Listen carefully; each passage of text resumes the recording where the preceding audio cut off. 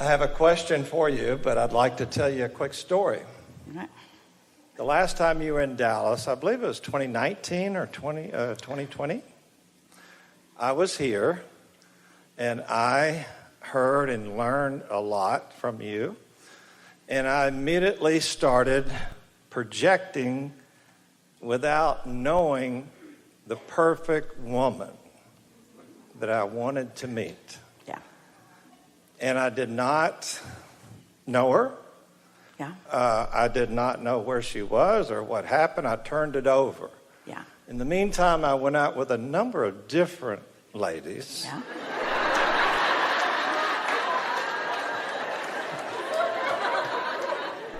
Going through the motions, doing the action rather than the inspiration. Yeah.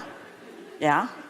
And I am here to report that out of the universe, her name came to me, and I called her, and she said, you know what? I've been listening to Esther. And I said, well, would you like to go? And she is here with me tonight.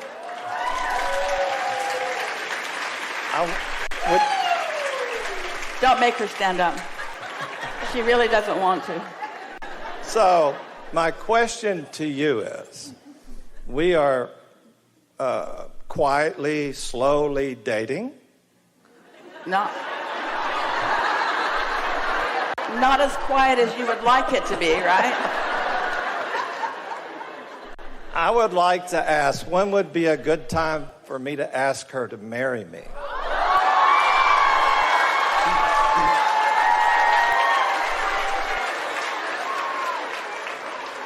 All right, now,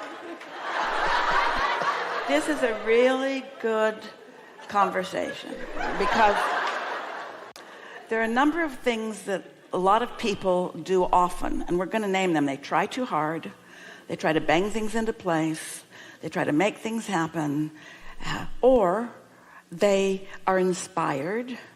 So how do you know? This was a question that our friend who keeps being here and then not here, he must have got his answer, was asking in the very beginning. How do I know what's right? Well, if it feels non-resistant, if it just feels like the best thing that you've ever thought of, then you're in sync with your inner being. But what you want to know is, has the law of attraction gathered up this compatibility? Now, stay with us, because it's going to feel like we're veering away from this subject, but we're not. But there's a lot of things that we want to talk about here. When you're in sync with your inner being, what happens is, it's not just the unfolding of what you want. It's the timing of it. It's the rendezvousing of it. It's the precision of it. It's like in the business world, we know you hear of the idea of win-win. Win-win meaning it's a vibrational match for everybody that's involved. And it always can be a win-win. But especially when you're co-creating, and we're not trying to make more of a marriage proposal than we are of any kind of co-creating. We really mean this about all co-creating, is that when you are certain that you are in alignment with your inner being, that you're not trying to fill a void, that it's because your heart sings, it's because the positive aspects are so dominant, because everything is lining up and things are working out and you're tuned in, tapped in, turned on, and you know it and you know it and you know it, then you have accomplished a win. Now the law of attraction will bring the other part of that to you, and maybe has. But don't try to be the law of attraction, and don't try to be the stage manager, and don't put people on the spot like that.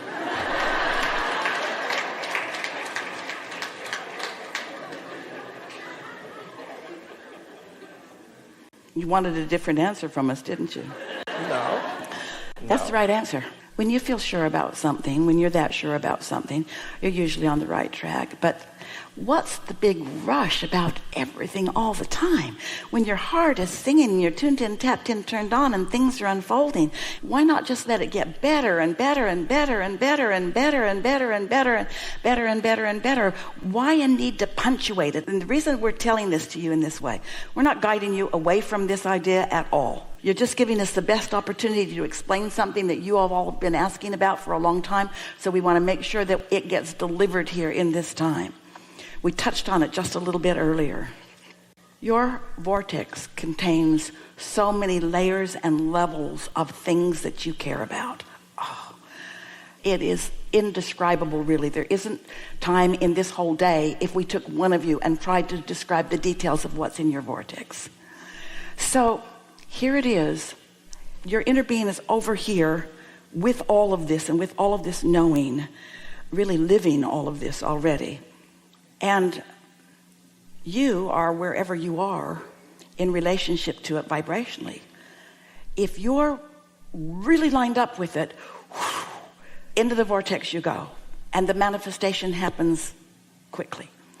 But if you are in the vicinity, then you come closer and you have this experience. And then you come closer and you have this experience. And once it starts unfolding, it never stops. Relationships never stop evolving. It feels like the proposing and the getting married is then what I was looking for, but that's not even close to what you're looking for. It's everything that comes next. It's every meal you have and every idea that you share and every laughter that you share and everything that you understand. In other words, it becomes more and more and more and more and more. When you come together with another and the combination of your vortices happens and each of you get in alignment with who you are, there are things for you to experience that are far beyond this, what feels like the focal point of what you're reaching for. We want you to reach your goals and we want you to have everything that you want, but we want you to feel the eternal nature of the unfolding of all things, you see. Just let the universe surprise and delight you. Esther used to say in the early days of hearing us say that, Abraham, I get how the universe could delight me because delightful things happen all the time. But if I'm a deliberate creator, why is the universe surprising me? And we say, because you're never, humans, we love you so much. You are never, did we tell you we love you so much? You are never, as long as you're in this physical body, going to be capable of letting everything in that's in your vortex all at once. You got to just let it come a little and let it come a little and let it come a little, because you're only getting all of this that's in here when you're ready. That's why we call it the art of allowing. You can't demand of the universe. You can't get other people to line up with you. You just calibrate to what you want in this soft, easy way of trusting that it's just always going to be good. And you don't have to define it precisely because the universe knows, your inner being knows, and the law of attraction is precise. And it will just get better and better and better and better. And wouldn't you like to live inside of a relationship or inside of a neighborhood or inside of a nation or a world where you weren't needing to strong arm any, and you're not, we don't mean that, but you're not needing to convince anybody of anything. You've just got this relationship with your desire, and it's profound and pure, and your inner being is tending to it while you softly come more and more into harmony with who you are.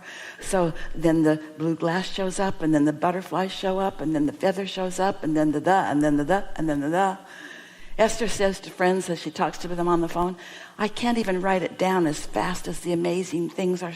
And we're not just talking about big things, even something as big, and it isn't, as that rug we were describing. We're talking about all of the things that the universe is delivering that give Esther, you all are having these experiences too. The knowing that someone is listening and someone is knowing, and it's lining up for you. This is the way. It's the only way that you come to truly understand how blessed and worthy you truly are, is by these incremental evidences that show up. Stupid stuff that shouldn't matter. The other day, there was an electrician at Esther's house. They're hanging some chandeliers, and they're heavy chandeliers, and Esther was commenting that she meant to get the phone number, and did they get a business card? And then Esther and her friend went over to Home Depot to find something else that they were looking for. And you know, that man, that electrician who had been at their house the other day, who's coming later, was there. They ran into him. Do you know how many Home Depots there are in San Antonio? And how many aisles there are in them? And they walked right in, and there he was. And when Esther saw the back of his shirt, she said, stand still, I need to get a picture of that. That's the universe having so much fun with Esther. She wanted, his business card was printed on the back of his shirt. And it wasn't an hour from the time that she expressed an interest in having that they went somewhere totally unrelated. How in the world? Talk about needle in a haystack. That's what the law of attraction is doing for all of you all day long. Showing you that you're heard and that you're worthy, but you got to be in that soft, expectant, practiced place. If we were you, we would marry him.